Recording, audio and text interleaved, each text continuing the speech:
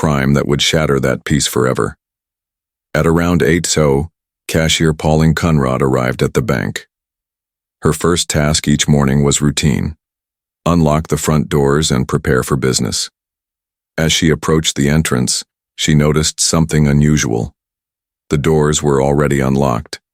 At first she thought that her boss, Bank President Dan Short, had come in early, but as she stepped inside, the building was eerily silent. Conrad walked through the lobby and into the offices. There was no sign of Short, no sign of any other employees. Then, she turned toward the vault. The heavy steel door stood open. Inside, drawers were disturbed and money was missing.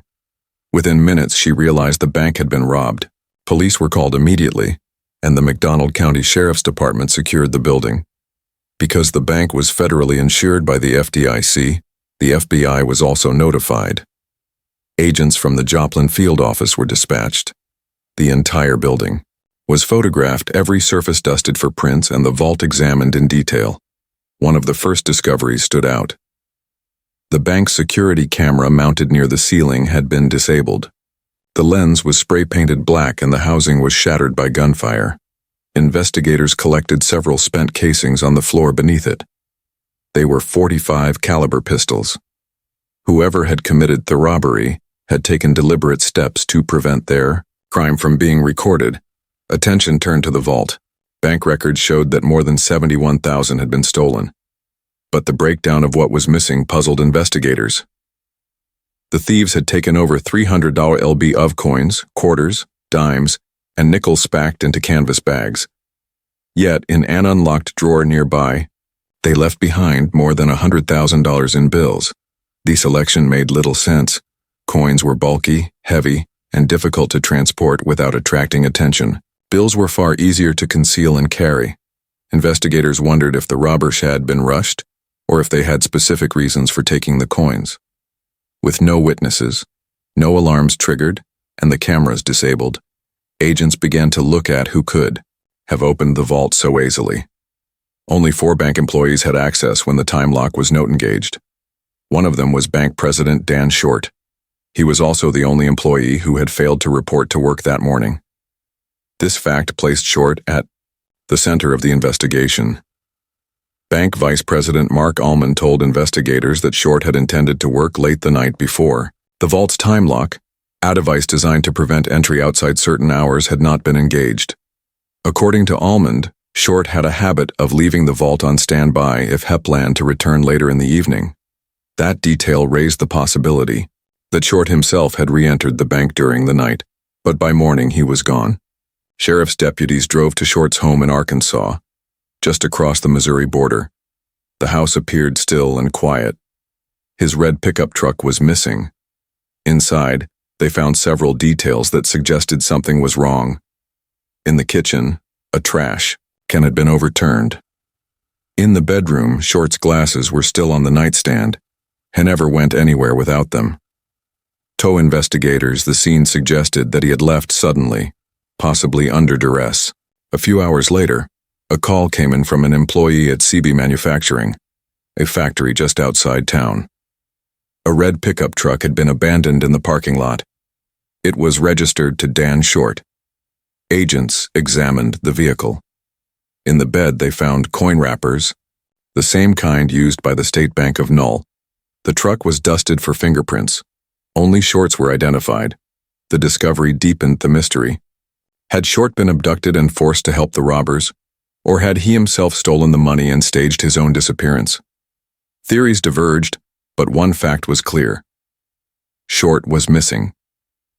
Investigators began piecing together a timeline. A neighbor of Short, Carol Dryan, reported that around 2 in the morning, she had seen headlights pulling into his driveway. 15 to 20 minutes later, she saw vehicles leaving. Separately, a local truck driver, Buddy Mills, was returning home from work at around 3 in the morning. On the road out of Null, he encountered a small convoy of vehicles leaving town. One of them was a red pickup truck that matched Short's. It were a 2-ton and a dark cold truck. Mills noted that one of the vehicles followed him for a distance before turning off toward the Arkansas border. The witness statements aligned to suggest that sometime between 2 and 3 a.m., Multiple vehicles arrived at Short's home and later departed Knoll with heist truck among them. Within hours, the bank was found robbed and Short was gone. The first day of the investigation closed with no sign of the missing banker. Theories were split. If Short was involved, he could have absconded with the money. But if he was a victim, his life was in danger. Agents placed stops on his credit cards, monitored airports, and checked rental car companies, but not trace of him appeared. The FBI could not ignore the possibility that the bank president himself had planned the theft. But they also knew that robberies of this kind often ended in violence. Either way, the search for Dan Short had become the priority. In the days that followed, search efforts expanded. Teams of deputies and federal agents combed the countryside on foot, in vehicles, and by helicopter. Planes circled overhead, scanning roads, fields, and riverbanks. The search began from the location, where Short's truck was found, and moved outward in concentric circles hoping to locate any trace of the missing banker. Despite the effort, the days passed with no results. There was no sign of Short alive or dead. The community of Knoll was left in shock. Their bank had been robbed, their president was missing, and answers were nowhere in sight. 5 days later, those answers would begin to surface in the most gruesome way imaginable. On the morning of October 11th, the case took a darker turn. At Grand Lake, Oklahoma, just over the state line, 2 fishermen motored across the water in search of a good spot to drop their lines. The lake was a popular destination for recreation, a place where families boated and anglers cast for bass. But that morning, the calm waters concealed a horrifying secret. As the fishermen approached a shaded area near Cowskin Bridge, they noticed something unusual floating just beneath the surface. At first it looked like a clump of weeds, but as they moved closer, the outline became clear. It was a human body. Sheriff's deputies from Delaware County, Oklahoma, responded to the scene. What they pulled from the water shocked even the most seasoned officers. The body was bound to a chair with heavy duct tape, chains, and a concrete block weighted down. The remains were badly decomposed from days submerged in the lake. A wallet was found in the victim's back pocket. Inside was a driver's license, identifying the man as 51-year-old Dan Short. The missing bank president had been found. The medical examiner confirmed the cause of death as drowning. The time of death was consistent with the morning of October 6th, same day the robbery was discovered. Investigators studied the apparatus used to kill him. Short had been strapped to a metal chair, his body secured with wide strips of duct tape. A heavy chain hoist was wrapped around the chair attached to a concrete block designed to anchor him to the bottom of the lake. Whoever planned the murder had done so meticulously. The goal was clear. Dan Short was never meant to be found. But decomposition had other plans. After several days underwater, gases from bacterial activity inside the body built up and lifted the corpse to the surface. The weight of the chains and block should have kept it down. But with the pressure, the body surfaced, exposing the killer's crime to the world. The discovery of the murder scene shifted the investigation into a homicide. What had begun as a bank robbery was now a case of premeditated murder. The FBI and local law enforcement converged on Grand Lake. Special Agent Little Farley, a 19-year veteran, took command of the case. His task force preserved every element of the crime scene. The chair, chains, duct tape, and block were carefully photographed and collected as evidence. These items would be sent to the FBI laboratory in Washington, D.C. for detailed analysis. The brutality of the crime shook both investigators and the community. The fact that Short had been drowned while conscious, bound to a chair, and dropped 30 FT into the dark water was a chilling detail. It suggested ruthless determination by the perpetrators to silence their victim. The recovery of Short's body clarified one thing immediately. He had not been an accomplice. He had been a victim all along. For the FBI, the focus now shifted entirely to finding his killers. To generate leads, the FBI released photographs of the chair and chains to the public. They set up a hotline for tips. Within hours, calls began flooding in. Some were general theories. Others were specific suspicions about people in the area. One anonymous caller mentioned that two men, had been seen with large amounts of change shortly after the robbery. This detail was significant because among the stolen money was more than $300 of coins. In the days following, another development emerged. A local resident named Rody Foreman, while fishing with his children along the shore of Grand Lake, discovered two items that seemed out of place. One was a wooden dowel, akin used as a brace on a chair. The other was a piece of duct tape. Having seen photographs of the murder apparatus in newspapers, Foreman suspected a connection. He preserved the items in plastic bags and turned them over to investigators. At the FBI laboratory, examiners compared the fisherman's finds to the chair and duct tape recovered with Short's body. The results were conclusive. The dowel matched the broken frame of the chair. The piece of duct tape, when examined under magnification, revealed fibers and torn edges that aligned perfectly with strips of tape from the chair. Even more importantly, the tape bore a clear, latent fingerprint, preserved in grease residue. Unlike sweat, which dissolves in water, the grease print had survived days of submersion. The print represented the first direct physical evidence against a suspect, but the laboratory still needed to match it to a known individual.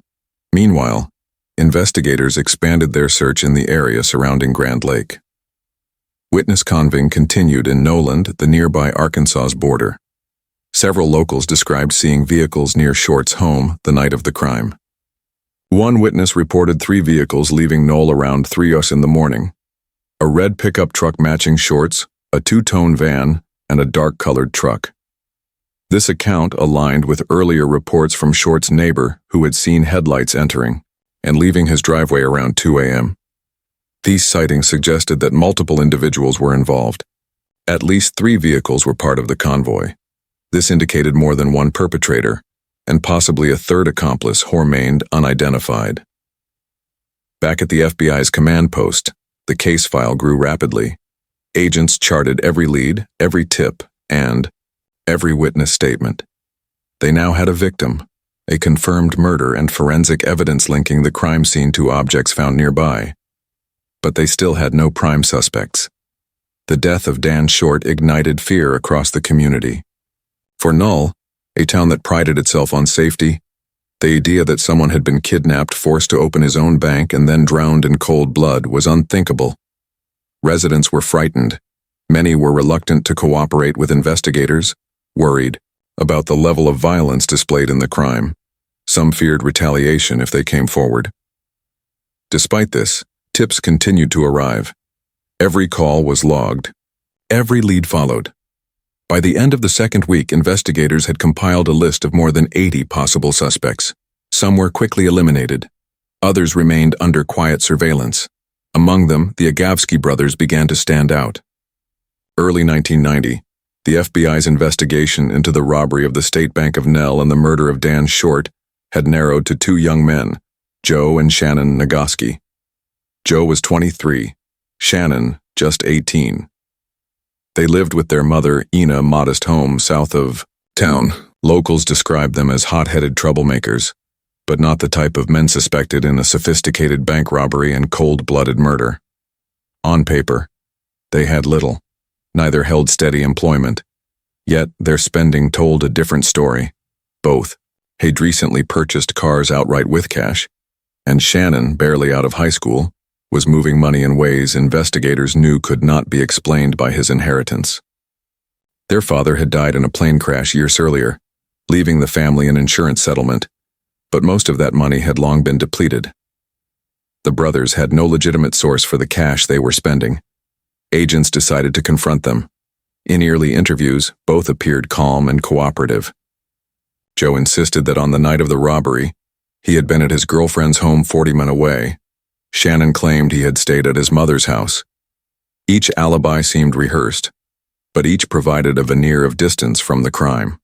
When asked about weapons, Joe acknowledged owning 2 .45 caliber handguns, the same caliber used to disable the bank's security camera, heifered them up for testing, and Shannon showed investigators where they were kept. The weapons were fired and sent to the FBI laboratory. Days later, their results came back.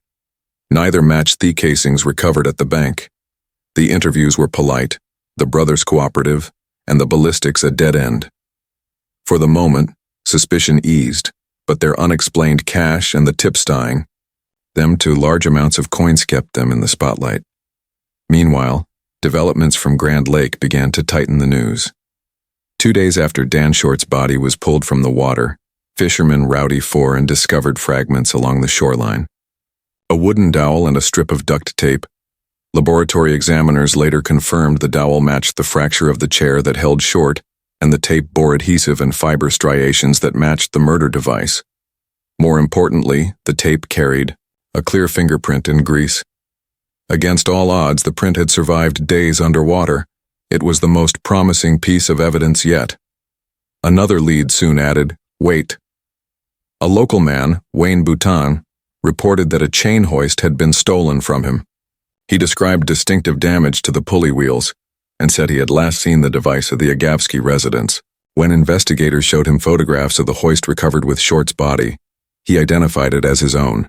The murder weaponry, duct tape, chair, chain hoist, now pointed toward the Aoskis. Agents returned to question the family. Sheila, the brother's mother, claimed to know nothing about the hoist. She confirmed Shannon's alibi, saying he was home that night. Joe admitted remembered seeing the hoist of the house, but denied knowing what happened to it. When asked for fingerprints, Joe cooperated. Immediately, Shannon hesitated, promising to provide them later but failed to appear. His refusal raised suspicion further. By this time, the FBI had also traced their financial activity. Records showed Shannon had spent over $5,000 in cash after the robbery, and jobbed nearly $19,000 in the following 16 months, all while unemployed. The contradiction between their means and their lifestyle was stark.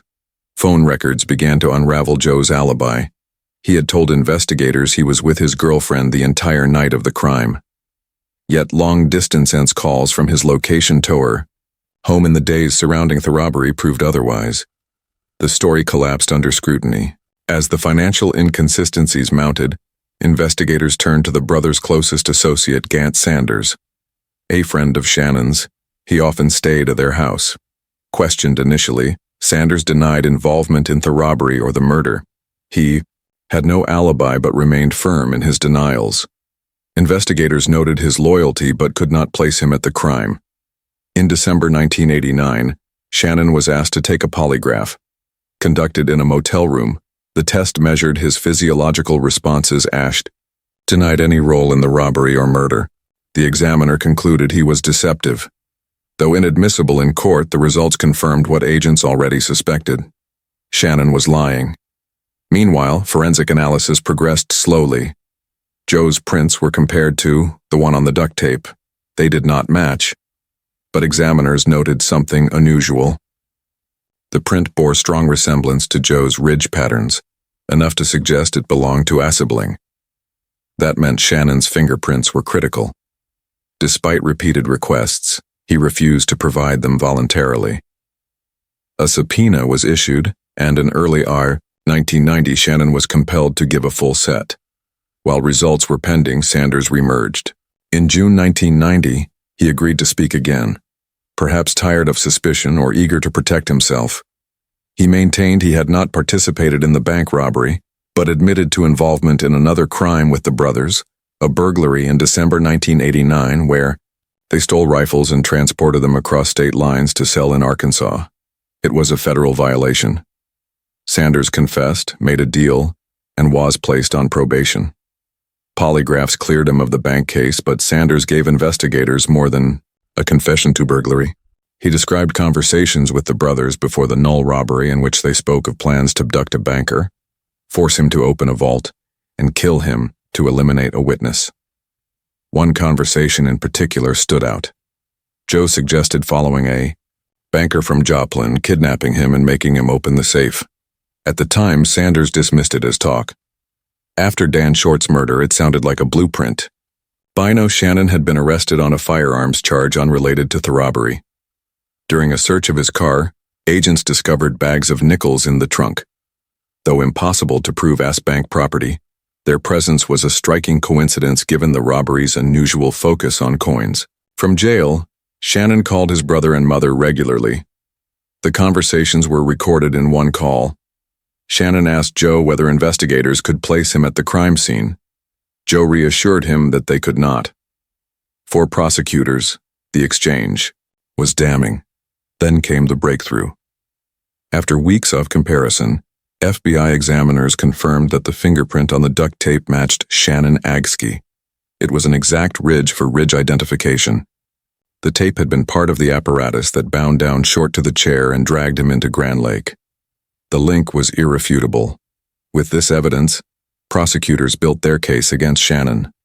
They had direct forensic proof against Joe. They had the stolen hoist traced to his home, the collapse of his alibi, unexplained cash vending, and incriminating recorded calls. With Sanders' testimony about their earlier kidnapping plans, the brothers' blueprint for the crime was clear. By mid-1991, investigators had reconstructed the entire sequence. In the early hours of October 6, 1989, Joe and Shannon, along with at least one accomplice, drove to Dan Short's home.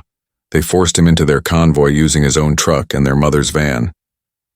At the bank, they disabled the security camera with spray paint and gunfire. Short, under duress, opened the vault. The robbers hurriedly collected cash and coins, leaving behind over $100,000 in bills. They then drove south to Grand Lake. There they bound Short to a chair, secured the stolen chain hoist and concrete block, and dropped him 30 feet into the water. In his final moments, the bank president drowned. 5 days later, decomposition brought his body back to the surface, carrying with it the evidence that would eventually destroy his kill. For the FBI, the printing grease on a strip of duct tape was the critical piece. Resistant to water, it survived where the killers thought no trace could. That single fingerprint transformed the case from suspicion to certainty, and from investigation to indictment. By 1992, both brothers were charged on federal counts of bank robbery, abduction, and firearms use. A state murder case against Shannon followed.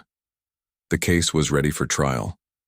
The evidence was presented systematically. Jurors were shown photographs of the vault, the broken security camera, and their covered apparatus from Grand Lake.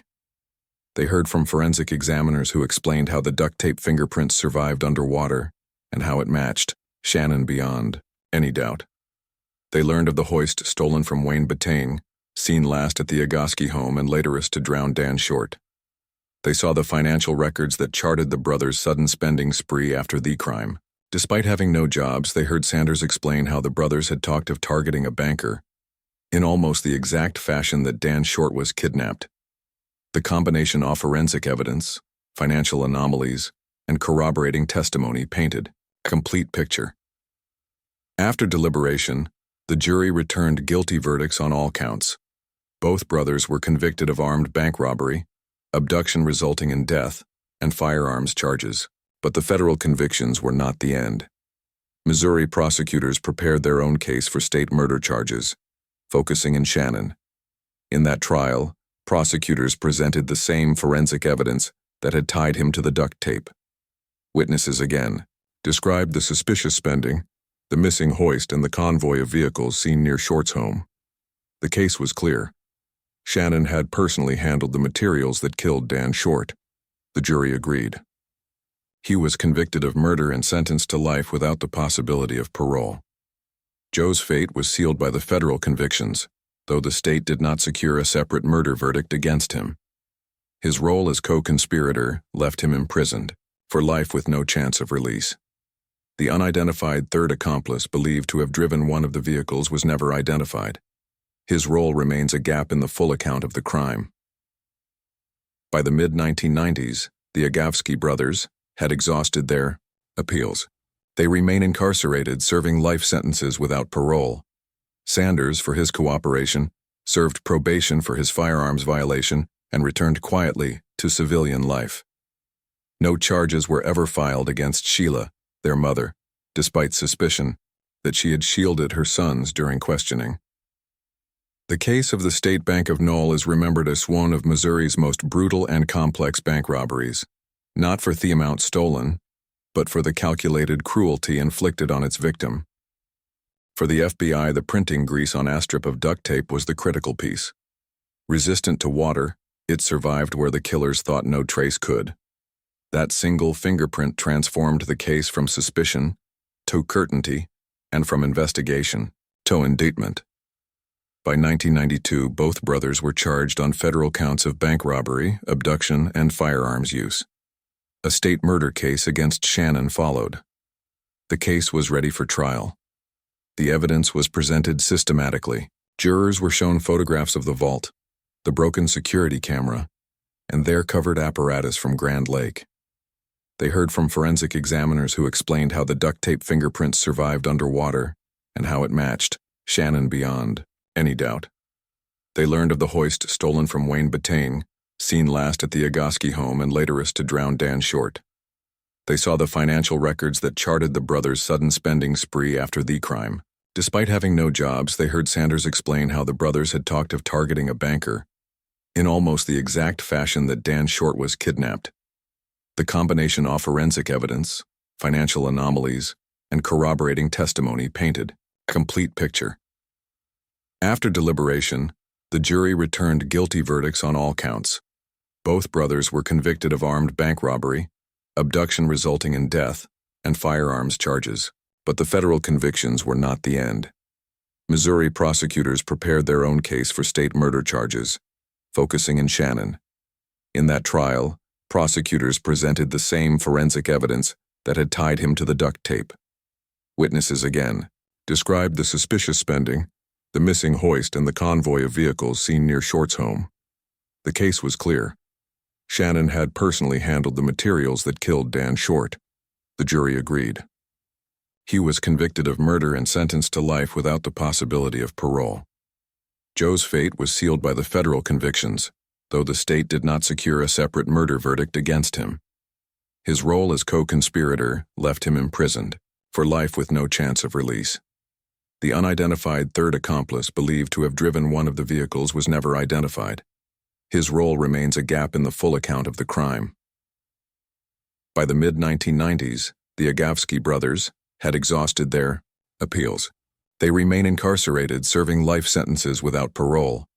Sanders, for his cooperation, served probation for his firearms violation and returned